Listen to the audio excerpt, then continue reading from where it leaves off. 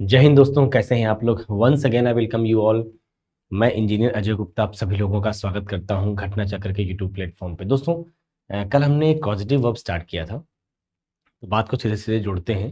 Positive verb में समझा कि हम मेक या कॉज टू कब लगाते हैं, स्ट्रक्चर क्या होता है। फिर गेट या हैव कब लगाते हैं, स्ट्रक्चर क्या होता है। इन दोनों बातों को समझने का प्रयास किया गया। एक बात ये समझा था कि जो मेक या कॉज टू होता है ये हम तब लगाते हैं जब हमें किसी से कोई काम कराना होता है और वो बंदा हमारे अधिकार क्षेत्र में आता है, मतलब वो हमारे राइट्स हैं हमारे पास उस आदमी से काम कराने के। लाइक कोई डायरेक्टर है, किसी पोस्ट बैठा हुआ है, वो अपने मैनेजर को अधिकार के साथ किसी भी काम को दे सकता है करने के लिए, क्योंकि वो उसका अधिकार है, बिकॉज वो उसके लिए पे कर रहा है। वो मेक हो सकता है, दैट इज मेक। गेट या हैव क्या होता है, किसी एक थर्ड पार्टी से उस काम को करवाना जो उसके अधिकार क्षेत्र में ना आता हो, और अगर अधिकार क्षेत्र में नहीं आ रहा है तो आप उससे रिक्वेस्ट कर सकते हो, इससे ज़्यादा आप कुछ नहीं कर सकते हो। तो इस बात का पूरा ख्याल रखना है डियर, कि कभी भी सेंटेंस में गेट या हैव लगाना है या मेक या कॉज टू लगाना है, इन दोनों बातों में डिफरेंस खुद से क्रिएट करना पड़ेगा आपको, ठीक है। कुछ एग्जाम्पल्स हमने कल करे थे और कुछ हम लोग आज कर लेते हैं। कुछ छोटे छोटे एग्जाम्पल देखिए जरा, मैं कर रहा हूँ।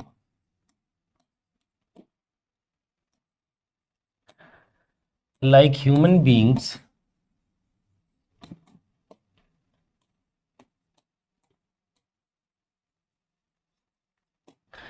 you animals must have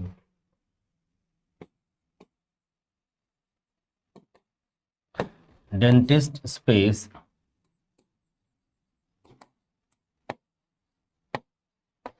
their teeth। एक ऑप्शन दे रहा हूं भैया, फिल।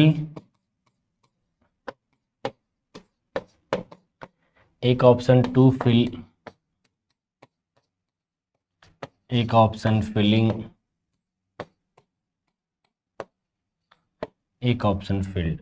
ये कुछ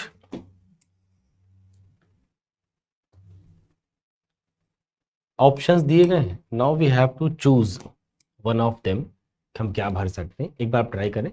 like human beings zoo animals must have a dentist space their teeth.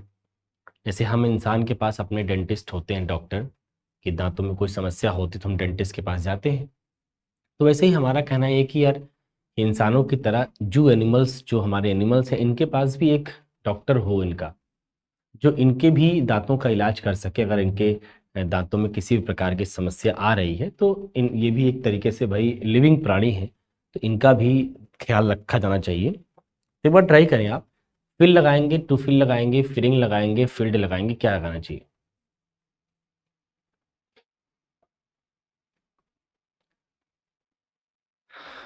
थोड़ा सा आप जरा ट्राई करें एक बार जल्दी से,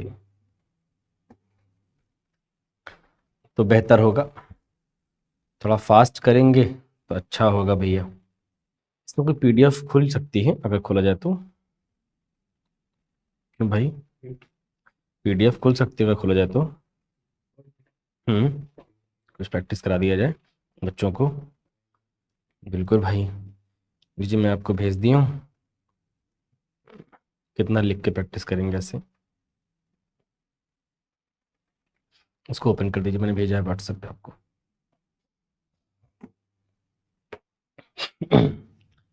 हाँ भाई, देखिए अब मैं इसको एक्सप्लेन कर देता हूँ, तो हम लोग फिर कुछ अच्छे सवाल पे भी आते हैं जो हमने डिज़ाइन किए हैं। ये सारे सवाल हमने एक प्रैक्टिस सेट के माध्यम से करवा देंगे, ज़्यादा फास्ट हो जाएगा, बिकॉज टाइम लिखेंगे बहुत टाइम खराब होगा। Like human beings zoo animals must have a dentist.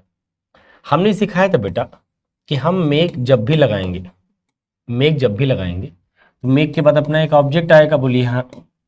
फिर यहाँ पे वर्ब की फर्स्ट फॉर्म आएगी। ये वर्ब की फर्स्ट फॉर्म इसलिए लिखना पड़ रहा है क्योंकि ये जो ऑब्जेक्ट है, यही आदमी इस आगे वाली वर्ब का सब्जेक्ट है, क्योंकि यही वो काम करेगा, यही काम करेगा, इसलिए इसको हम एक्टिव वॉइस बोलते हैं, ना कि पैसिव वॉइस बोलते हैं। यही काम कॉज में होता है, बस कॉज में क्या होता है कि टू को वर्ब के साथ लगाना पड़ता है, इतना अंतर है। लेकिन अगर आप थोड़ा सा ध्यान रखें,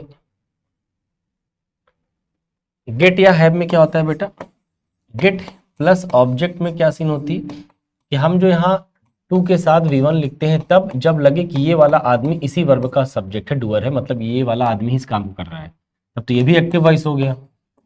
लेकिन अगर लगे कि ये आदमी इस काम को नहीं कर रहा बल्कि इसके ऊपर किया जा रहा है, तो फिर ये थर्ड फॉर्म हो जाएगा, पैसिव वॉइस हो जाएगा। बोलिए हाँ। यही सेम कहानी हैव में है कि हैव के साथ अगर आप ऑब्जेक्ट लिख रहे हो तो एक तो V1 आएगी एक्टिव वॉइस में, केवल गेट के साथ टू के साथ लिखते हैं, बाकी समय V1 लिखते हैं एक्टिव वॉइस, ठीक। और अगर ये आदमी खुद काम नहीं कर रहा बल्कि इसके ऊपर किया जा रहा है तो V1 के बजाय V3 यूज कर लीजिए। तो ये पैसिव वॉइस हो गया। तुम देखो जरा कि ये डेंटिस्ट जो ऑब्जेक्ट लिखा गया, देखो ये वर्ब लिखी गई हैव, पॉजिटिव वर्ब, इसको हम कॉस्टिव बना रहे हैं। अब एक बात बताओ, हैव के आगे जो ऑब्जेक्ट लिखे बैठे हो आप, क्या यही आदमी इस काम को करेगा कि नहीं करेगा? आखिर दांतों को भरने वाला काम कौन करेगा? यही आदमी करेगा। अगर यही आदमी इन दांतों को भरने का काम कर रहा है तो एक्टिव मीनिंग की पैसिव मीनिंग, एक्टिव मीनिंग। और एक्टिव मीनिंग क्या कहती है? हैव के बाद जो भी वर्ब आएगी किस फॉर्म में आएगी? फर्स्ट फॉर्म में आएगी। और फर्स्ट फॉर्म क्या बेटा? A option, and that is fill. That is fill. Fill क्यों करना पड़ा? क्योंकि डेंटिस्ट ही वो पर्सन है जो आगे वाला काम करेगा। डेंटिस्ट ही वो पर्सन है जो दांतों को भरने का काम करेगा। लेकिन अगर मैं इस सेंटेंस को ऐसे लिखा होता कि जू animals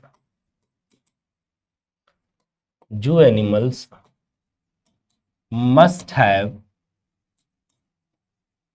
have their teeth space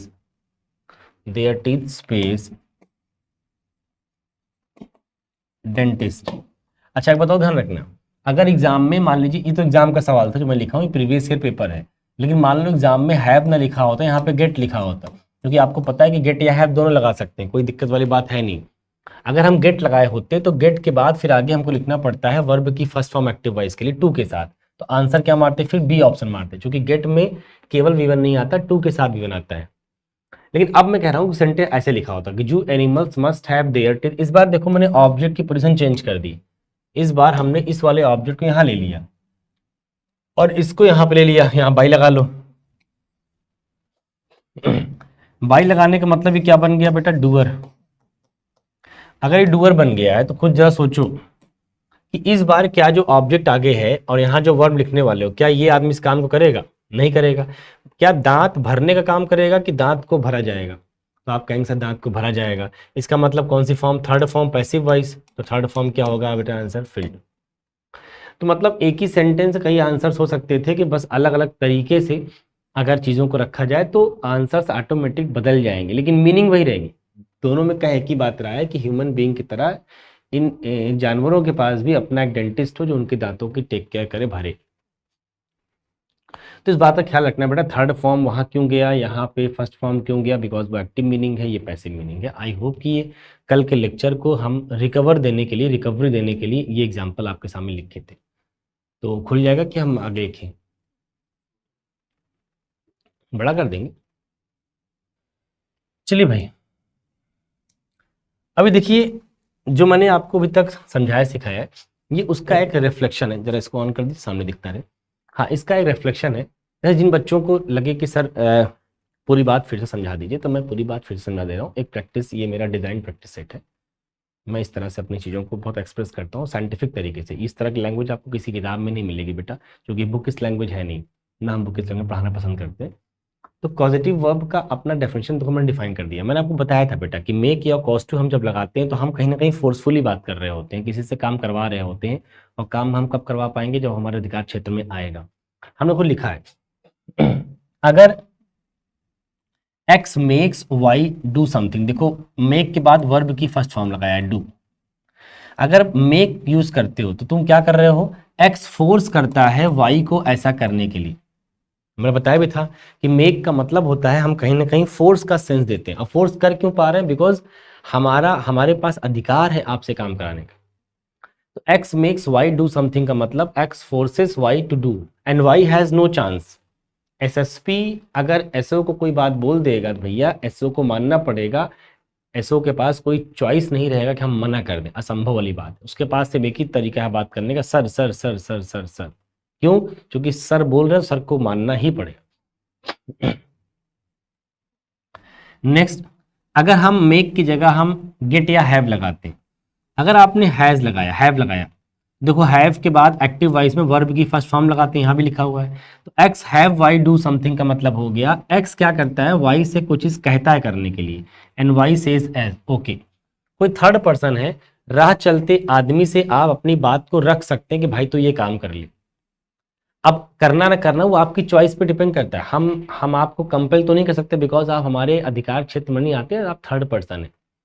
तो हम जब हैव लगाते हैं तो बेसिकली हम किसी से बस अपनी बात रख रहे होते हैं, उसका मानना ना मानना। आप ट्रेन में यात्रा कर रहे हो, सामने कोई बंदा बैठा था, तो आपने उस बंदे से इतना कहा कि सर जरा ये बैग इधर रख लीजिए। अब हो सकता है वो ना रखे तो गुंडई तो कर नहीं सकते आप अपनी बात रख रहे हैं, वो उसको ठीक लगेगा, चलो ठीक है मैं उधर करने से मेरा कुछ जाता नहीं है, लाओ हटा लेते हैं, हटा लिया। तो वो लिखा है X ask Y to do, X ने वाई से कुछ कहा कहने के लिए, करने के लिए, लेकिन वाई सेज ओके, वाई ने कहा चलो ठीक है कर लेते हैं भाई। लेकिन हम जब गेट लिखते हैं X gets Y to do something, देखो गेट के बाद हम इन्फिनिटिव लिखते हैं, 2+v1 सिखाया था कि गेट केवल इकलौता है जिसके बाद हम एक्टिव वॉइस में टू के साथ v1 यूज करते हैं। और फिर ये कह रहा है कि X persuade Y to do, देखो अगर हम गेट लगाते हैं तो बेसिकली एक्स क्या करता है, वाई को परसुएड करता है। बेटा परसुएड का मतलब होता है कन्विंस करना,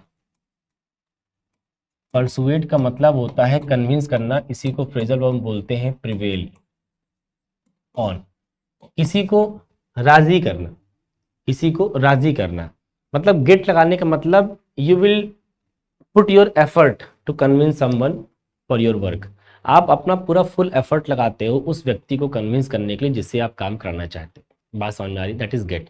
यही मैंने कहा था बेटा कि आप थर्ड पर्सन से आप रिक्वेस्ट कर सकते हो, रिक्वेस्ट को कई एंगल से बोल सकते हो कि भाई आपने 72 लॉजिक दे के चीज़ों को क्या करने का प्रयास करें, लॉजिकली आप उसको कन्विंस कर रहे हो कि सर देखिए ये करिए प्लीज़, क्यों करिए मैं समझा दे रहा हूँ, करना ना करना ये सब आपकी प्रॉब्लम है। जैसे आप कभी किसी इंश्योरेंस के एजेंट को देखिए, वो अपना प्लान बेचने के लिए क्या करते हैं कि सामने वाले कस्टमर को ऐसा नहीं कि जबरदस्ती पैसा निकाल लेंगे, वो कन्विंस करेंगे कि भाई तू ये पॉलिसी क्यों लेगा, आखिर तुम्हारी फैमिली या तुम्हारे लिए ये पॉलिसी क्यों जरूरी है। इतनी लॉजिक बता देंगे आपको, इतनी लॉजिक बता देंगे कि आपको लगेगा कि वास्तव में यार ये पॉलिसी अगर नहीं लिया तो मेरी फैमिली बहुत सर्वाइव नहीं कर पाएगी बहुत टाइम तक, और हम लोगों के लाइफ में बहुत खतरा आने वाला है।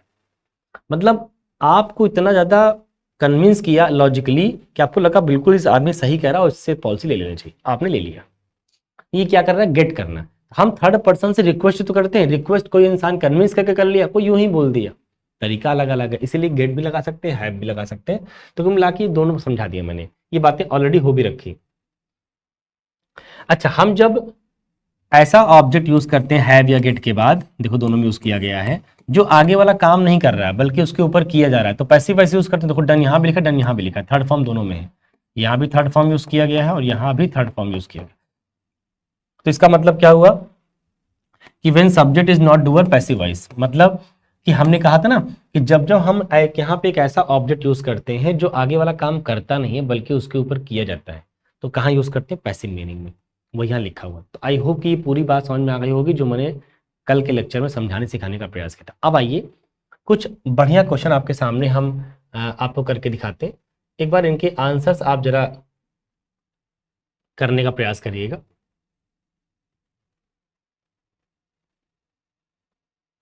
200 400 पे है, बड़ा है, चलो कोई नहीं, 200 भी दिख रहा है, कोई इशू नहीं।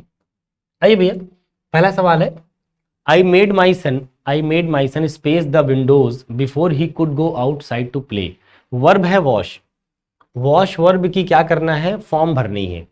जरा सोचो, जो मेक वर्ब होती है, मेक वर्ब, हमने कहा था कि जब जब हम पॉजिटिव के तौर पर मेक या कॉज टू लगाएंगे तो हम किस फॉर्म में लिखेंगे, कॉस्टिव बनाते वक्त वर्ब की फर्स्ट फॉर्म में। मेक या कॉज टू के साथ जिस वर्ब को कॉस्टिव बना रहे हो उसको हमेशा वर्ब की फर्स्ट फॉर्म में यूज करो। इसका मतलब बेटा कि जो वॉश लिखा गया है चुपचाप यही वॉश यहाँ लिखना पड़ेगा, बोलो हाँ। सो आई मेड माई सन वॉश, क्यों, क्योंकि यही सन इस काम को कर रहा है, आखिर यही लड़का धुल रहा है, धुलवा कौन रहा है फिर ये, तो मीनिंग क्या होगी पास्ट में, तो मैंने अपने बच्चे से धुलवाया, क्या धुलवाया, windows, before he could go outside to play, उसके बाहर जाने से पहले खेलने के लिए हमने उससे क्या धुलवा लिया, विंडोज को। ये वो कहना चाह रहा है। आई होप की बात समझ में आ भी गई होगी। बड़ा फुटकर सा एग्जाम्पल था, सस्ता एग्जाम्पल था, कर पाएंगे। बस एक जनरल प्रैक्टिस के लिए आपके सामने ओपन कर रहा हूँ ताकि आप बात को समझ पाए। Mister Verma had her house space decorate. अब देखो, हैड हर हाउस लिखा है, क्या ऑप्शन दे रहा है डेकोरेट का, कौन सी फॉर्म आएगी? एक बार बताओ, यहाँ जो वर्ब आएगी क्या हाउस डेकोरेट करेगा? क्या हाउस डेकोरेट कर पाएगा? नहीं कर पाएगा। अगर हाउस डेकोरेट नहीं करेगा तो हाउस को डेकोरेट किया जाएगा। अगर हाउस को डेकोरेट किया जाएगा तो एक्टिव मीनिंग की पैसिव मीनिंग आप कहेंगे सर पैसिव मीनिंग, और पैसिव मीनिंग में कौन सी फॉर्म आती है भैया? थर्ड फॉर्म आती है। और थर्ड फॉर्म क्या लगाओगे भैया? Decorated. Decorated. So mister Verma had her house decorated, मतलब वर्मा जी ने अपने घर को डेकोरेट करवाया। किया कौन नहीं पता, कोई ना कोई तो किया होगा, बट दिया नहीं है, तो पैसिव मीनिंग लिखो। आई होप की बात समझ में आ रही होगी। एक बार जरा आगे के दो सेंटेंस आप पढ़ें और करने का प्रयास करें। दो मैंने करके आपको हिंट किया है ताकि प्रैक्टिस थोड़ी आप भी करें। हम ही करेंगे तो मजा नहीं आएगा। दिख रहा है, कोई दिक्कत नहीं, बच्चा कैन रीड एंड अंडरस्टैंड, कोई प्रॉब्लम नहीं है, not a problem at all. हाँ भाई, फटाफट पढ़ें और आंसर करने का प्रयास करें मन में। आइए मैं आंसर करता हूं। लिखा है Rohit, sorry, the teacher had the class space a 3000 word research paper. Option दिया है राइट, यहां लिखा है हैड। एक बार बताओ, हमें बस यही देखना है कि ये वाला आदमी अगर खुद काम कर रहा है तो एक्टिव मीनिंग, अगर ये वाला आदमी खुद काम नहीं कर रहा है तो पैसिव मीनिंग। अब बताइए, क्लास ही लिखेगी, क्लास का मतलब बच्चा, क्लास का मतलब स्टूडेंट्स।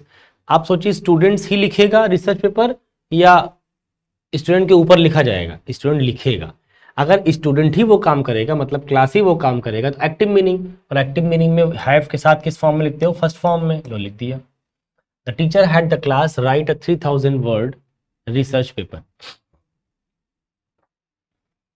फिर लिखा है रोहित गॉट सम किड्स। देखो, गेट के बाद ऑब्जेक्ट दिया है किड्स। अब किड्स एक ऑब्जेक्ट है। एक बार बताओ, आगे वाला काम अगर किड्स खुद ही कर रहे हैं, आगे वाला काम कौन सा है बेटा? क्लीन वर्ब दिया हुआ है। तो एक बात बताइए, क्या बच्चे ही क्लीन करने का काम करेंगे या बच्चों को क्लीन करने का काम किया जा रहा है? बच्चे ही क्लीन कर रहे हैं। और क्या क्लीन करने दिया हुआ है? देखो, आउट हिज गैराज, जो भी गैराज था उसका, उसको साफ करने का काम कौन कर रहा है? बच्चे ही कर रहे हैं। अगर बच्चे खुद ही वो काम कर रहे हैं तो एक्टिव मीनिंग, और एक्टिव मीनिंग में वर्ब की फर्स्ट फॉर्म आती है। अच्छा, गेट लिखा रहे तो वर्ब की फर्स्ट फॉर्म के साथ टू लगा लिया करो। तो गॉट लिखा है, इसलिए यहां पे आप क्या काम करेंगे? टू लिख लेंगे बेटा, तो हो जाएगा to clean. So Rohit got some kids in the neighbourhood to clean out his garage. I think बात पकड़ में आ रही होगी। आ जाओ next. I went to the bank, मैं बैंक गया, टू हैव अ चेक। अच्छा, आप जब बैंक गए चेक के लिए, कुछ चेक को किया आपने, क्या किया? कैश कराया। एक बात बताओ, देखो हैव लिखा है, अब हैव के बाद आपने जो ऑब्जेक्ट यूज किया है, जरा सोच के बताओ कि ये चेक कैश करेगा या चेक को कैश किया जाएगा? चेक खुद ही कैश कर लेगा अपने आप को या चेक को कैश कराया जाएगा? कैश कराया जाएगा। चेक तो नॉन लिविंग थिंग है, वो तो कुछ करेगा नहीं। इसका मतलब है चेक जब नॉन लिविंग थिंग है, कुछ करेगा नहीं, तो हम पैसिव मीनिंग लिखेंगे जो कि उसको कैश कराया जाएगा किसी मैनेजर के द्वारा। तो एक काम करो, पैसिव मीनिंग में कौन सी फॉर्म आती है? थर्ड फॉर्म, तो लगा लो भैया third form, that is cashed. So I went to the bank to have a cheque cashed, मैं बैंक गया चेक को कैश कराने के लिए। नेक्स्ट लिखा भैया after I had the sleeves. देखो स्लीव्स का मतलब ये बाहें है ना। स्लीव्स के बाद आगे स्पेस दे रखा है, इसका मतलब आप ये सोचो कि क्या ये आदमी इस काम को करेगा? अब काम कौन सा है? शॉर्टेन, छोटा करना। तो क्या बाहें अपने आप को छोटा कर लेंगी या बाहों को छोटा किया जाएगा? मान लो आपने कोई जैकेट लिया, कोई शर्ट लिया, कुछ भी लिया, और शर्ट की जो स्लीव्स थी थोड़ी बड़ी थी, या जैकेट की जो स्लीव्स थोड़ी बड़ी थी, तो क्या जैकेट ऑटोमेटिक आपके ऊपर आते ही छोटी हो जाएगी कि अल्टर कराना पड़ेगा? कराना पड़ेगा। According to your body structure आपकी स्लीव्स को आपके हिसाब से अल्टर करना पड़ेगा। इसका मतलब कि जो स्लीव्स होंगी वो अपने आप शॉर्टन नहीं हो जाएंगे, उनको कराया जाएगा।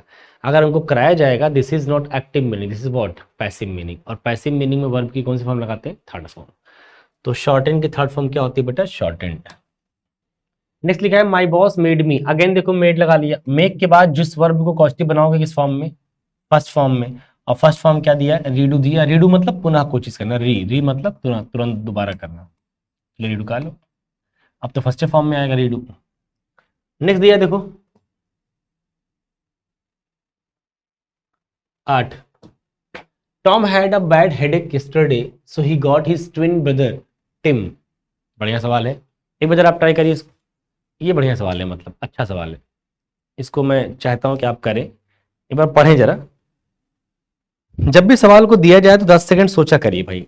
टीचर के साथ भी प्रैक्टिस जब करा करिए तो हमेशा ध्यान रखा करिए कि टीचर ही प्रैक्टिस ना करे, आप प्रॉपर तरीके से सेंटेंस को पढ़ें पहले और आंसर करें। मन में ही सही, लाइव तो है नहीं क्लास, बट लाइव जैसा फील लाया करिए मन में, तो आप बेहतर अंडरस्टैंडिंग डेवलप कर पाएंगे। लैंग्वेज बेटा बिना पढ़े नहीं आती। किसी टीचर की औकात नहीं है कि किसी को इंग्लिश सिखा दे जब तक कि आप ना चाहें। आप जब तक नहीं प्रयास करेंगे हम कुछ नहीं कर पाएंगे, लेकिन आप अगर थोड़ा सा प्रयास कर लेंगे हम बहुत कुछ कर जाएंगे। इसलिए बस थोड़ा सा आप सपोर्ट करिए और सेंटेंस को पढ़िए। सोचिए क्या हो सकता है। दो ही चीज सिखाई मैंने आपको कि अगर वो ऑब्जेक्ट खुद काम कर रहा है तो एक्टिव मीनिंग, खुद नहीं कर रहा तो पैसिव मीनिंग। देख लो क्या कर रहा है, एक्टिव मीनिंग हो तो फर्स्ट फॉर्म लगा लो, पैसिव मीनिंग थर्ड फॉर्म लगा लो, मतलब सब कुछ आपके हाथ में, बस आप एक बार ढंग से उसको पढ़ समझ लें। देखिए Tom had a bad headache, Tom को क्या था, बहुत दर्द था, बहुत बुरा वाला दर्द था सर में। तो उसने कहा कि he got twin brother Tim. देखो गॉट के बाद दिया है ऑब्जेक्ट टिम, टिम का मतलब उसका जो ट्विन ब्रदर था, मतलब जुड़वा भाई, ये जुड़वा भाई था। टॉम एक लड़का था, एक लड़का टिम था, और टॉम और टिम दोनों क्या थे, ट्विन ब्रदर थे, जुड़वा भाई थे। तो अब जुड़वा होने का क्या मतलब समझ में आ रहा है, जुड़वा होने का मतलब ये समझ में आ रहा है कि जहां जाना है टॉम को वहां अगर टिम चला जाएगा तो भी तुम जान नहीं पाओगे। क्यों, क्योंकि दोनों जुड़वा हैं, एक जैसे दिखते हैं, एक जैसी शक्ल है। तो अगर जहां जाना है टिम को वहां टॉम चला जाएगा तब भी नहीं जान पाओगे, क्योंकि दोनों सिमिलर दिखते हैं। तो वही वो कह रहा है टॉम ने, कि टॉम ने कहा कि टॉम को हेडेक बहुत था, तो उसने क्या किया, अपने जुड़वा भाई टिम को भेज दिया। अब तुम बताओ आगे वाला काम कौन कर रहा होगा, गो, जाने वाला काम कौन किया होगा, ये टिम किया होगा। अगर टिम जाने वाला काम कर रहा है तो एक्टिव वॉइस की पैसिव वॉइस, एक्टिव वॉइस। अगर एक्टिव लिखना है गेट के बाद जिसको एक्टिव में लिखा जाता है टू के साथ लिखा करो। तो Tom had a bad headache yesterday so he got his twin brother to go to class for him. इसलिए उसने क्या कर किया, अपने भाई को भेज दिया अपनी जगह पे, to class for him. And the teacher did not know the difference, teacher difference को जान नहीं पाया। भाई जान सकता भी नहीं वैसे भी वो, क्योंकि जब आप बहुत सिमिलर होते हैं फेस में तो फिर टीचर ऐसे कैसे जान जाएगा भाई टॉम है कि टिम है, कोई नहीं जान पाएगा पहले नजर में। Alice stopped at the service station, Alice क्या हुई, सर्विस स्टेशन पे स्टॉप हुई, रुकी। अगर वो रुकी, to have the tank, tank को कुछ करना है, एक बार बताओ करना क्या है, फिल करना है। तो आप बताइए सोच के, टैंक खुद को फिल करेगी, ये टैंक को फिल किया जाएगा, सोचिए। टैंक खुद ही फिल करेगी या टैंक को आप फिल करोगे, मतलब टैंक को फिल किया जाएगा, मतलब टैंक खुद काम तो नहीं करेगा। तो एक्टिव मीनिंग की पैसिव मीनिंग, आप कहेंगे सर पैसिव मीनिंग, अगर पैसिव मीनिंग है तो पैसिव मीनिंग में वर्ब की कौन सी फॉर्म लगाते हैं, थर्ड फॉर्म। लो भैया थर्ड फॉर्म हो गया, filled. Alice stopped at the service station to have the tank filled, tank को फिल किया जाएगा। नेक्स्ट लिखा बेटा, I got Mary space me some money so I could go to a movie last night. अब देखो फिर से got लिखा है, गॉट के बाद यहाँ ऑब्जेक्ट दिया। अब ये वाला ऑब्जेक्ट अगर आगे वाला काम खुद करेगा तो एक्टिव मीनिंग, खुद नहीं करेगा तो पैसिव मीनिंग। अब काम कौन सा आगे है, लेंड करना। लेंड का मतलब होता है उधार देना, that means to give something, to give something, कुछ देना, दैट इज लेंड करना।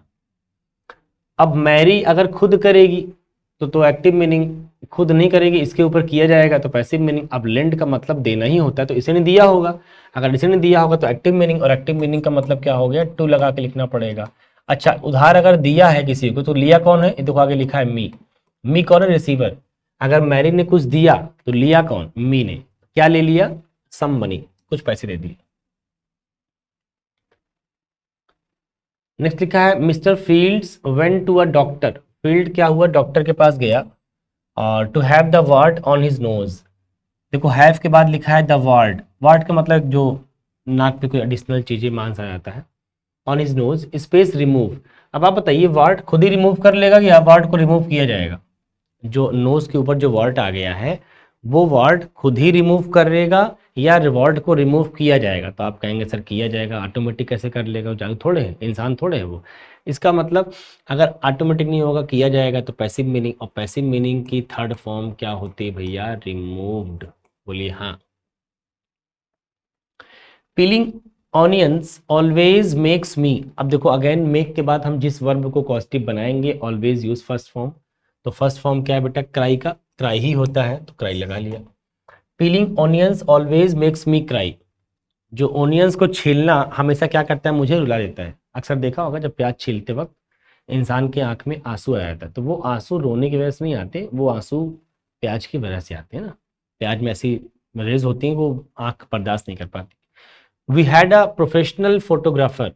अब फोटोग्राफर क्या करेगा? फोटो लेगा, फोटोग्राफर ही फोटो लेगा। इसका मतलब एक्टिव मीनिंग की पैसिव मीनिंग, एक्टिव मीनिंग, और एक्टिव मीनिंग हैव के साथ क्या करते हैं? फर्स्ट फॉर्म में लिखते हैं। तो फर्स्ट फॉर्म में क्या हो जाएगा बेटा? टेक। यहीं गेट लिखा होता तो टू टेक करना पड़ता। तो we had a professional photographer take pictures of everyone who participated in our wedding. I spilled some tomato sauce on my suit coat. क्या हो गया कि कुछ टोमेटो सॉस क्या हो गया? मेरे सूट कोट पे गिर गया। I spilled some tomato sauce on my suit coat. Now I need to get my suit. अच्छा, अब भाई जब गिर गया है धुलवाओगे उसको, तो सूट ही क्लीन करेगा या सूट को क्लीन किया जाएगा? खुद सोचो। सूट खुद ही क्लीन करेगा या सूट को क्लीन किया जाएगा? तो आप कहेंगे सर सूट को क्लीन किया जाएगा, पैसिव मीनिंग। और पैसिव मीनिंग में किस फॉर्म लिखते हैं? थर्ड फॉर्म में। तो लिख लो भैया थर्ड फॉर्म में, that is cleaned. So I need to get my suit cleaned. Next क्या भैया? I will make Rohan. Again make लिखा है, तो मेक के बाद जिस वर्ब को कॉस्टिव बनाओगे फर्स्ट फॉर्म में, फर्स्ट फॉर्म क्या है? क्लीन, तो लिख लो clean. I will make Rohan clean my new car. मैं रोहन से क्या करूंगा? अपनी न्यू कार को धुलवाऊंगा। तो ये रहा बेटा पूरा कॉस्टिव वर्ब। कि आप अब समझ जाएंगे कि कॉस्टिव वर्ब में हम मेक कब लगाते हैं, गेट कब लगाते हैं, हैव कब लगाते हैं। ये समझा दिया। फिर ये भी समझना है कि मेक के आगे हम जिस वर्ब को कॉस्टिव बनाएंगे किस फॉर्म में लिखेंगे। गेट के आगे हम जिस वर्ब को कॉस्टिव बनाएंगे किस फॉर्म में लिखेंगे।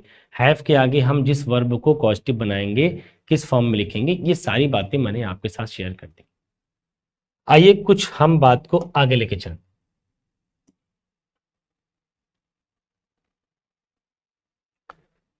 ओहो, आइए वापिस से हम लोग अपने सेंटेंस की तरफ चलते हैं और एक आपसे सवाल पूछते हैं बेटा।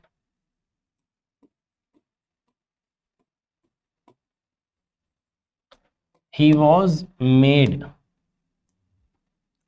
he was made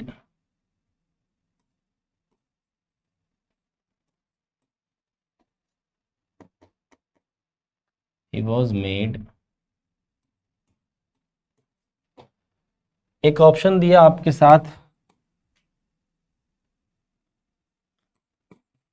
to cook, cook and cooking and cooked.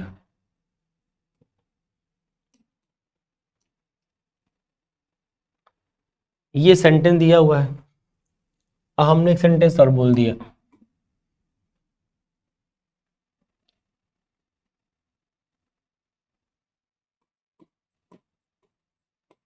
he got he got he got Rosie space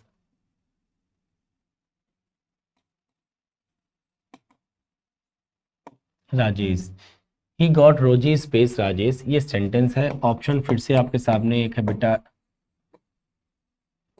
to marry, Mary, married,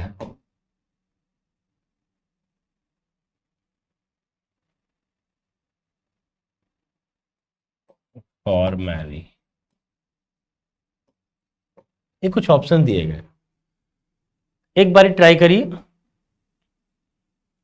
एक बारी ट्राई करिए इन गिवन ऑप्शंस में क्या हो सकता है। इन गिवन सेंटेंस के अंदर जो ऑप्शंस दिए गए हैं आपको उनमें से चूज करना है कि कौन सा ऑप्शन करेक्ट हो सकता है। मैंने कुछ आपको प्रैक्टिस करा दिया, जनरल प्रैक्टिस। ये कुछ मैं एडिशनल सेंटेंस लिख रहा हूँ, थोड़े टेढ़े हैं, इनके भी आंसर्स करिए और आप अपने कॉन्फिडेंस को और बढ़िया करिए। चलिए, ट्राई कर चुके होंगे तो मैं अब आपको आंसर करता हूँ। ही वॉज मेड स्पेस फूड। हमने अभी समझा था कि मेक के बाद हम जिसको कॉस्टिव बनाएंगे उसको किस फॉर्म में लिखेंगे, फर्स्ट फॉर्म में। तो आपके हिसाब से आंसर फर्स्ट फॉर्म होना चाहिए था, क्योंकि मेक के बाद जिस वर्ब को कॉस्टिव बनाएंगे always use first form of the verb. लेकिन अब इस सेंटेंस में बेटा ये नहीं होगा। लेकिन अरे थर्ड फॉर्म तो आईएनजी फॉर्म वैसे भी नहीं होगा, थर्ड तो पैसिव होता है।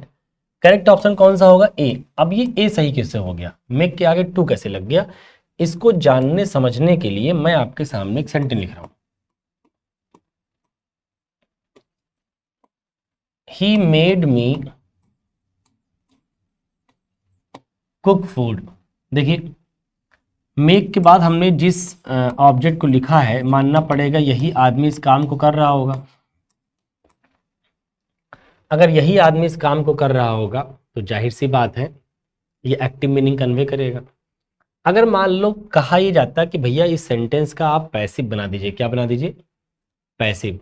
अगर इस सेंटेंस का पैसिव बनाएंगे बेटा तो आप क्या लिखेंगे? आई वॉज मेड। मी बाहर आएगा, आई पास्ट एंड डेफिनेट में is am are was were, सब जानते हो वर्ब के सेकंड फॉर्म में तो बी की सेकंड फॉर्म लगाना। आई वॉज मेड। अब ये वाली वर्ब डायरेक्टली इसके बगल दिखाई पड़ेगी, अभी तक तो मी था बीच में। जैसे ही ये वाली वर्ब इसके साथ में आएगी तो टू के साथ जोड़ना पड़ेगा, क्योंकि डायरेक्टली आप वर्ब की फर्स्ट फॉर्म जोड़ नहीं पाएंगे दूसरी वर्ब के साथ। तो इस वर्ब के साथ इस वर्ब को जोड़ने के लिए हमें एक एडिशनल टू लगाना पड़ेगा ताकि वर्ब जुड़ जाए इन्फिनिटिव से। So I was made to cook food.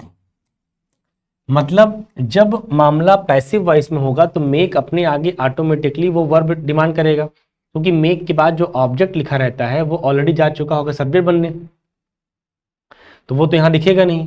तो मेक के बाद क्या दिखेगा? वही जो वर्ब लिखी रहेगी, तो वो वर्ब ऑलरेडी फर्स्ट फॉर्म में रहती है, तो उसी फर्स्ट फॉर्म के पहले टू जोड़ लो ताकि ये स्ट्रक्चर वैलिड हो जाए। So I was made to cook food, ये हमारा सही ऑप्शन है। ये मतलब पैसिव वॉइस है इसी सेंटेंस का। जब भी तुम जानते रहोगे ना, वापस आओ। लिखा है ही वॉज मेड। अब ही वॉज मेड का मतलब पैसिव वॉइस, इसका मतलब जो भी यहाँ तुम लिखोगे आगे वो फर्स्ट फॉर्म में तो रहेगा, लेकिन जुड़ोगे कैसे बिना टू के? इसलिए हमने टू कुक लिखा। तो he was made to cook food, इसको मतलब इससे खाना बनवाया गया। He was made to cook food, तो he was made to cook food, इससे खाना बनवाया गया। तो आई होप कि आप इस बात को समझ पा रहे होंगे कैसे करना है। आइए नेक्स्ट सेंटेंस लिखे, लिखा है ही गॉट रोजी स्पेस राजेश। एक बात बताओ, शादी एक ऐसी विधा है मतलब जिसमें ऐसा नहीं आप बोल सकते कि लड़की ने लड़के से शादी की तो भैया लड़के ने भी लड़की से शादी की। अगर लड़की ने लड़के को वरमाला पहनाया तो लड़के ने लड़की को वरमाला नहीं पहनाया होगा, पहनाया होगा। इसका मतलब शादी एक म्यूचुअल संबंध है। आप ऐसा नहीं बोल सकते कि राम ने सीता से शादी की तो सीता ने क्या किया?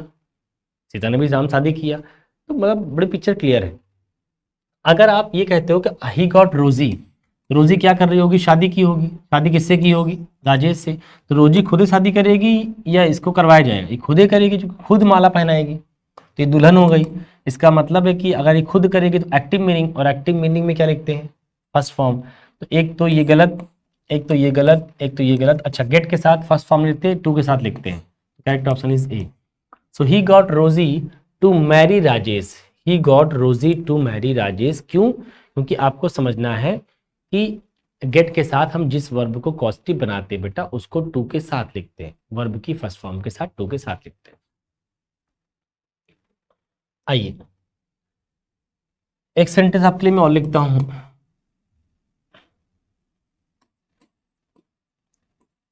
ही गॉट रमेश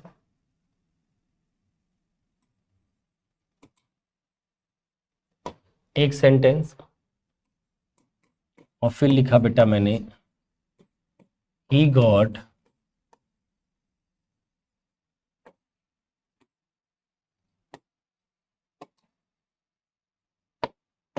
देखो 2 सेंटेंस लिखे गए हैं और इनकी मैं ऑप्शंस लिख दे रहा हूं ताकि आपको भरने में आसानी हो। एक ऑप्शन है बेटा टू किल, एक ऑप्शन है किल, एक ऑप्शन है किल्ड और एक ऑप्शन है किलिंग।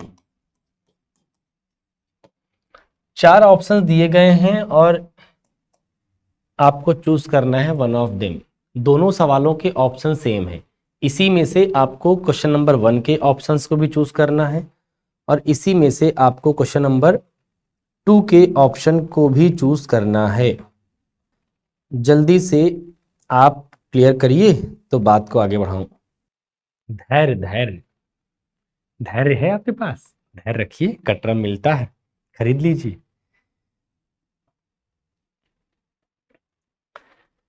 चलिए भाई आंसर किया जाए। आपने टाइम ले लिया है बहुत। सवाल को सोचो बेटा, जल्दबाजी करोगे तो कुछ नहीं होगा। मैंने शुरू करने से पहले भी कहा था कि कॉजेटिव वर्ब एक ऐसा चैप्टर है जिसके बारे में स्टूडेंट्स को बड़ा मतलब कंफ्यूजन रहता है। वो समझ नहीं पाते कि कब गेट लगना है, कब मेक लगना है। अगर लगा भी दिया गया है तो वो समझ नहीं पाते कि गेट के आगे हम वर्ब कौन सी लगाएं, फर्स्ट फॉर्म लगाएं कि टू के साथ लगाएं कि थर्ड फॉर्म लगाएं। मतलब उनको कुछ समझ नहीं आता। उसके पीछे रीज़न एक ही है, वो उसने बच्चे ने समझा ही नहीं कि आखिर डिसाइड कैसे करते हैं, हाउ टू डिसाइड। डिसीजन का तरीका वही है कि भाई अगर एक्टिव मीनिंग है तो फर्स्ट फॉर्म और अगर पैसिव मीनिंग है थर्ड फॉर्म। तो दोनों को एक बार देख लो कैसे करना होता है। अब देखो ही गॉट रमेश, अब आगे लिखा है कि भाई रमेश अगर आगे वाला काम खुद ही करेगा तो एक्टिव मीनिंग। अगर रमेश आगे वाला काम खुद ही करेगा भैया तो एक्टिव मीनिंग कर लेंगे। अगर एक्टिव मीनिंग कर लेंगे तो आखिर रमेश अगर मारेगा तो किसको मारेगा? इसको मारेगा। तो ये उसका उस किल का ऑब्जेक्ट है, इसका मतलब रमेश ही मारेगा। अगर रमेश मारेगा तो एक्टिव मीनिंग में गेट के साथ टू के साथ विवन लगाते हैं। तो लिखना पड़ेगा बेटा to kill. He got Ramesh to kill Dinesh, मतलब ही ने रमेश से मरवा दिया दिनेश को। अब देखो क्या लिखा है, ही गॉट रमेश। अब यहां देखो लिखा बाई दिनेश। बाई दिनेश का मतलब ये वाली जो वर्ब है ये वाला काम ये कर रहा है। अगर ये वाला काम कर रहा है तो फिर ये कौन है? ये मार नहीं रहा बल्कि मारा जा रहा है। इसका मतलब आगे वाला एक्शन इसके ऊपर किया जा रहा है। क्योंकि करने वाला ये है, बाई लगा दी हो तो मानना पड़ेगा ये वो आदमी है जो किल नहीं कर रहा बल्कि किल किया जा रहा है। तो पैसिव मीनिंग, और पैसिव मीनिंग क्या लगाते हो बेटा? Third form. तो आपको बोलना पड़ेगा ही got Ramesh killed by Dinesh, इसने रमेश को मरवा दिया बाय दिनेश, दिनेश से। रमेश को मरवा दिया बाय दिनेश, दिनेश से। बात समझ में आ रही है कि टू किल ऊपर वाले में क्यों लगा और नीचे वाले में किल्ड क्यों लगा? दोनों में रीजन समझिएगा। सेम कॉन्सेप्ट सारे सवाल पे अप्लाई होगा बेटा कि कोई आदमी अगर खुद से वो काम कर रहा है तो एक्टिव मीनिंग लिखो फर्स्ट फॉर्म के साथ। गेट वाले में बस फर्स्ट फॉर्म के पहले टू लगाना पड़ता है। और अगर लगे कि कोई आदमी खुद से वो काम नहीं कर रहा है बल्कि उसके ऊपर किया जा रहा है, अगर उसके ऊपर किया जा रहा है तो इसका मतलब है कि पैसिव मीनिंग। पैसिव मीनिंग ना। तो he got Ramesh to kill and killed. I hope कि ये क्लियर हो गया होगा। आइए एक छोटा सा एग्जांपल दिया मैंने, कहा हैव दिस कार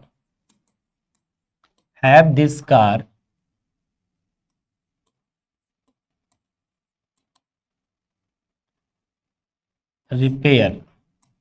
और उसने कहा ये सेंटेंस सही है गलत। देखो एक बार तुम ट्राई कर लो पर 10 second. Have this car repair, उसने कहा इज इट राइट और रॉन्ग? देखो अब आपको ये पता है बेटा, क्या पता है? हमने पढ़ाया है इम्परेटिव। इम्परेटिव सेंटेंस में सिखाया गया है कि इम्परेटिव सेंटेंस की शुरुआत कहाँ से होती है? वर्ब की फर्स्ट फॉर्म से, देन ऑब्जेक्ट और देन अदर वर्ड। बोलिए हाँ, ऐसा होता है इम्परेटिव। और इम्परेटिव में या तो हम एडवाइस दिखाते हैं अपनी, या हम रिक्वेस्ट दिखाते हैं अपनी, या हम ऑर्डर दिखाते हैं अपना। यस या नो? तो अगर ये एक प्रकार का ऑर्डर है कि भैया ले जाओ इस कार को, धुलवाओ, रिपेयर करवाओ, हमको पता है कि हैव यहाँ कॉजेटिव वर्ब है, और हैव को यूज करके हम जिस वर्ब को कॉजेटिव बना रहे हैं उस वर्ब को फर्स्ट फॉर्म में भी यूज कर सकते हैं, थर्ड फॉर्म में भी यूज कर सकते हैं। डिसाइड कौन करेगा? डिसाइड ये इसके बगल लिखा ऑब्जेक्ट करेगा।